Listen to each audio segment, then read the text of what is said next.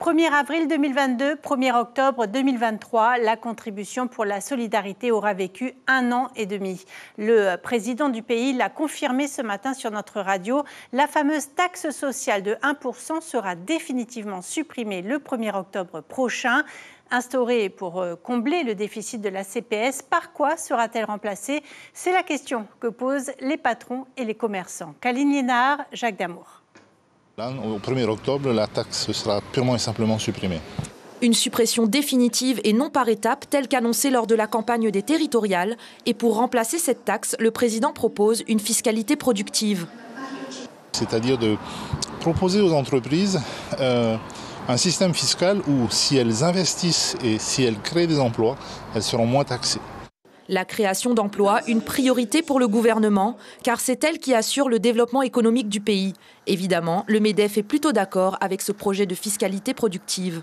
Il va falloir qu'on voie dans la pratique comment qui compte le mettre en œuvre, puisque des dispositifs de soutien à l'investissement, il en existe déjà un certain nombre. Il faudra que nos discussions, qui ont déjà entamé lors des journées de perspective économique, se prolongent et puissent déterminer avec eux le meilleur moyen d'y parvenir. Supprimer la taxe sociale va-t-elle faire baisser les prix? Difficile de répondre à la question, car l'inflation est un mécanisme complexe. Elle impactait toute la chaîne d'importation, de transformation ou d'approvisionnement. Donc on n'était pas déjà entièrement tous d'accord sur la manière dont elle a contribué à l'inflation. Ça va être donc compliqué d'estimer aujourd'hui de quelle manière elle va y contribuer à la baisse. Il ne faut pas dire que cette taxe de 1% ait été l'origine de l'inflation.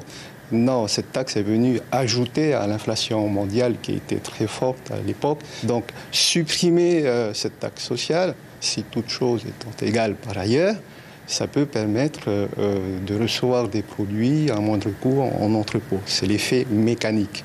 Entre septembre 2021 et septembre 2022, l'inflation avait atteint un niveau record, 7,6%. C'est pourquoi l'Association de défense des consommateurs reste dubitative face à l'annonce du président.